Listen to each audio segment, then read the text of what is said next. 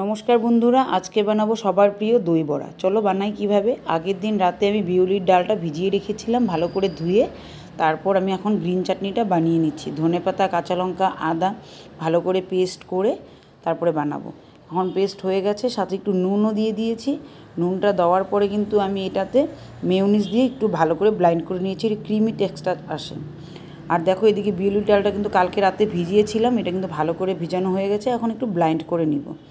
Blind করার পর এটা যখন ভালো করে হয়ে যাবে, ভালো করে ফেটিয়ে নিব।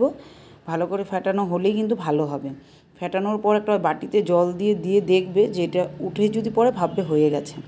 এখন কিন্তু এটা হয়ে গেছে। এখন দিয়ে দিচ্ছি নুন, তার মধ্যে গোটা জিরে, আর দিব এটাতে সঁফ মানে পানমুহুরি দিয়ে এটা আবার ভালো করে ফেটাবো। এই ফেটানোটাতেই কিন্তু বড়াটা টেস্টি হবে। চলো এইদিকে ফেটানোটা হয়ে গেছে, রেখে দিই। এখন বানাই। দইটাকে ভালো করে ফেটিয়ে রাখছি, আর এদিকে এক সাইডে বড়াগুলো ভেজে নিচ্ছি। বড়াগুলো দেখো লাল লাল করে ভাজা হয়ে গেছে। এখন একটা জলে চিনি আর নুন দিয়ে বড়াগুলো ডুবিয়ে রাখবো। বেশি সময় লাগবে না, 5 থেকে 10 মিনিট। আর এদিকে দইটা জলের সাথে ভিজিয়ে গুলিয়ে নিয়েছি। আর এদিকে বড়াগুলো ভাজা হয়ে গেছে, একদম চিপে চিপে জলের থেকে উঠিয়ে দইয়ের জলের সাথে মিশিয়ে রাখবো। আর এদিকে চলো আমরা এখন মিষ্টি চাটনি একটা বানাই।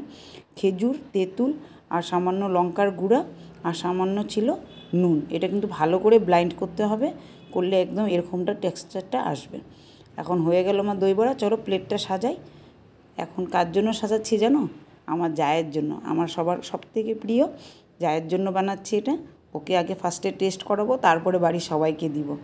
ঠিক আছে, দেখো এইভাবে দইটা দিবে। আর এটা ক্রিম যে দইটা যে ফেটিয়েছিলাম ক্রিমের মতন হয়ে গেছে।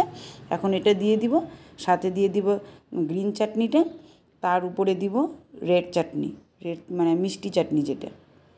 ওই মিষ্টি চাটনিটা দেওয়ার পরে আমাদের বাড়িতে সবার বাড়িতেই থাকে বিকাজি ভুজিয়া বা নর্মাল কোনো ভুজিয়া। বিকাজি ভুজিয়াটা বেশি টেস্ট হয়, ওটা দিয়ে দিব।